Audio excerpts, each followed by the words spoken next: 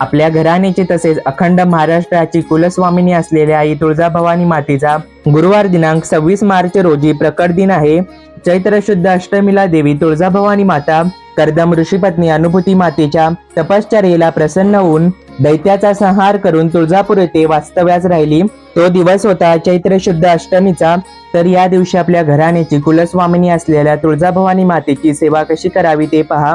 या दिवशी अंगण स्वच्छ झाडावे, दारासमोर सुंदर रांगोळी काढावी, घर पुसून घ्यावे, घरामध्ये गोमूत्र शिंपडावे. या दिवशी मद्यपान मांसाहार करू नये. घरातील वातावरण सकारात्मक ठेवावे. ब्रह्मचर्याचे काटेकोरपणे पालन करावे. या दिवशी आई तुळजाभवानी मातेच्या मूर्तीवरती किंवा टाकावरती पंचामृताचा किंवा पाण्याचा अभिषेक करावा. देवीला अत्तर लावावे.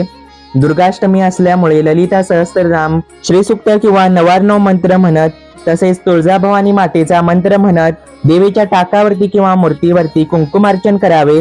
मूर्ती नसेल तर फोटोवरती ही सेवा करू शकता किंवा सुपारीला तुळजाभवानी माता समजून तिच्यावरती अभिषेक आणि कुंकुमार्चन करावा. देवीला सुगंधी फुले किंवा फुलांची वेणी घालावी. देवीला फळांचा तसेच पूर्णावरणाचा नैवेद्य दाखवावा.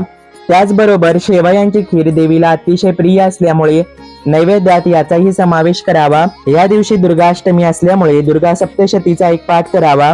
या दिवशी अखंड ओम श्री कुलस्वामिनी तुळजाभवानी देवी नमो नमः हा जप तसेच ओम ऐं ब्रीं क्लीं चामुंडाय विच्चे हा नवार्णव मंत्र, त्याचबरोबर सिद्ध कुंजिका स्तोत्र म्हणावे.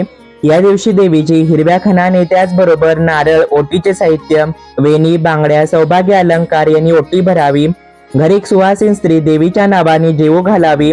त्या सुवासीन स्त्रीची देखील देवी समजून ओटी भरावी. शक्य असेल तर एक कुमारिका ही जेवू घालू शकता. या दिवशी घरच्या घरी छोटेसे हवन करावे. हवन पात्रामध्ये गाईच्या गोवऱ्या रचून गाईच्या शुद्ध तुपाने तुळजाभवानी मातेचा मंत्र, नवार्णव मंत्र, श्री स्वामी समर्थ मंत्र तसेच खंडोबाचा मंत्र 108 वेळा म्हणत स्वाहाकार करावा. सेवा झाल्यानंतर आपली जी काही इच्छा असेल ती आपल्या कुलस्वामिनी देवीला सांगावी. संकटे अडचणी असतील तर त्यातून मार्ग मिळण्यासाठी विनंती करावी.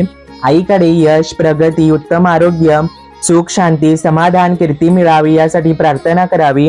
अशा प्रकारे आपल्या कुलस्वामिनीची म्हणजेच तुळजाभवानी मातेची चैत्र शुद्ध अष्टमीला पूजा अर्चा व सेवा करावी. जी देवी वर्षभर का तर आयुष्यभर आपला व आपल्या कुळाचा सांभाळ करते त्या कुलस्वामिनीची सेवा पण या दिवशी अवश्य करावी. कुलस्वामिनीची सेवा केल्यामुळे आपले सर्व प्रश्न मार्गी लागतात व वाईटापासून आपले संरक्षण होते. श्री स्वामी समर्थ.